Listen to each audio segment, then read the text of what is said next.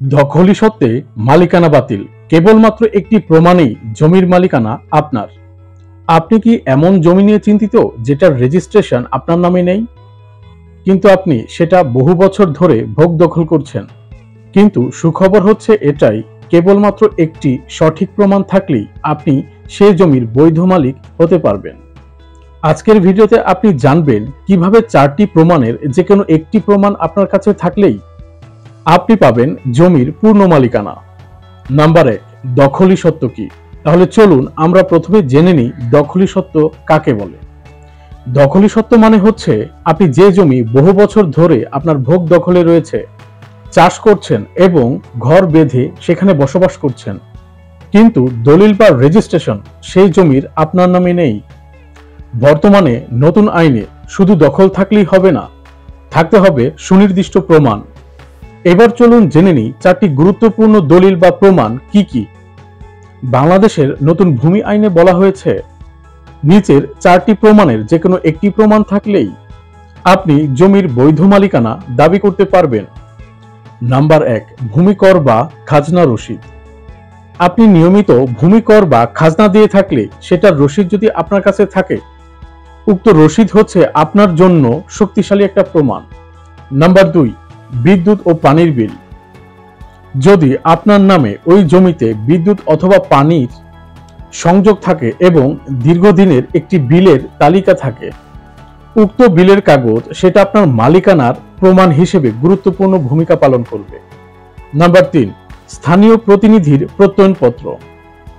Union chairman বা word কমিশনারের প্রত্যয়ন, যেখানে আপনার দখল স্বীকার করা রয়েছে।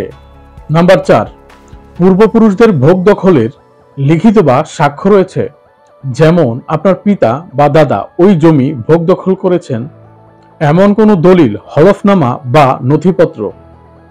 এই 4টির মধ্যেই যে কোনো একটি প্রমাণ থাকলেই নতুন আইনে আপনি আবেদন করতে পারবেন জমির নামজারি ও রেকর্ড পরিবর্তনের জন্য।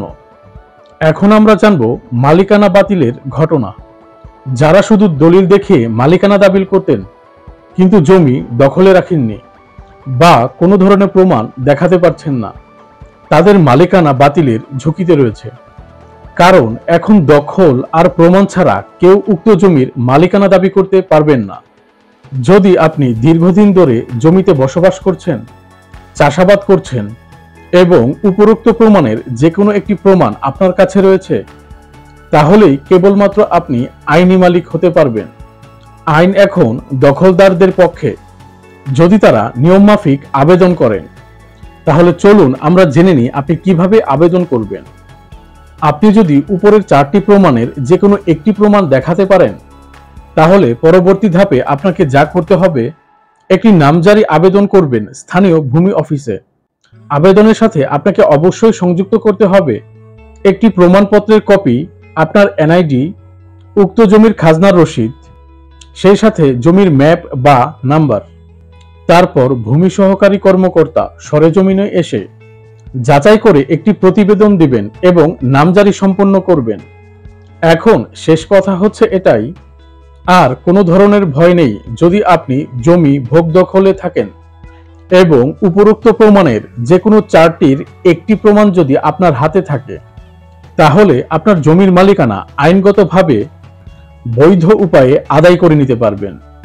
উক্ত ভিডিওটি যদি ভালো লেগে থাকে তাহলে অবশ্যই লাইক, শেয়ার ও সাবস্ক্রাইব করতে ভুলবেন না এবং সেই সাথে কমেন্টে আপনার মতামত জানাবেন। ভালো থাকুন, সুস্থ থাকুন, ধন্যবাদ।